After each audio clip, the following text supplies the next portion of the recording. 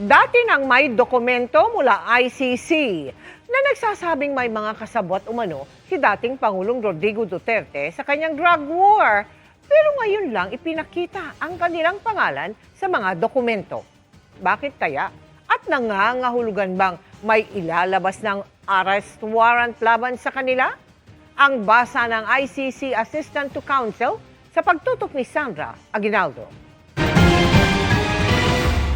Noong 13 ng Pebrero, inilabas ng International Criminal Court o ICC ang dokumentong ito na pinapangalanan ang mga co-perpetrators ni dating Pangulong Rodrigo Duterte sa pagpatay sa mga anitoy kriminal na kinabibilangan ng umano'y sangkot sa iligal na droga.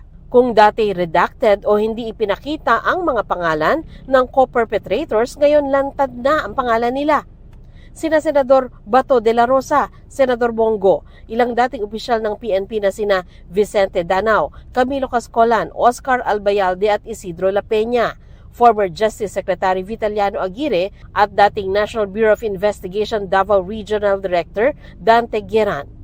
Ayon kay ICC Assistant to Counsel, Attorney Maria Cristina Conti, ang pagsasapubliko ng mga pangalan ay maaring para mas klarong maipaunawa sa publiko ang ICC case ni Duterte. Yung pagdeklara at pag-disclose ng mga pangalan ngayon ay malamang sa malamang ayon sa una, utos ng pre-trial chamber o kaya ay upon agreement by the parties ng prosecution tsaka ng defense. Mukhang ito ay isang hakbang para mas maintindihan natin kung ano ba yung charges o yung sakdal na babasahin. Aniya, ang paglabas sa pangalan ng mga co-perpetrators ay hindi nangangahulugang mailalabas ng warrant of arrest laban sa kanila. Ang ICC sa ngayon ay hindi naman sinisilip o hindi nila kakasuhan yung lahat ng involved. Meron silang prosecutorial strategy kung saan yung pinaka-responsable ang kanilang kakasuhan. Pero sakaling maglabas ng warrant of arrest, ayon kay Conti, mainam na sundin ng Pilipinas ang prosesong nakasaad sa Article 59 ng Rome Statute. Nakasaad dito na sa oras na matanggap ang warrant of arrest, nararapat itong ipatupad agad ng isang bansa. Ang naaresto, ihaharap sa competent judicial authority sa naturang bansa para alamin kung tama ang proseso ng pag-aresto dito at kung inirespeto ang karapatan nito. At kung nirespeto ang karapatan nito, yun nga lang, hindi nakasama ang Pilipinas sa Rome Statute matapos mag-withdraw noong 2019 sa ilalim ng Duterte administration.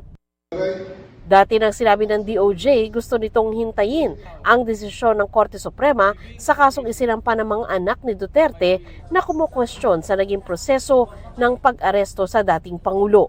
Sa kanilang petition for writ of habeas corpus, sinabi nilang hindi umano na ipakita kay Duterte ang opisyal na kopya ng arrest warrant laban sa kanya.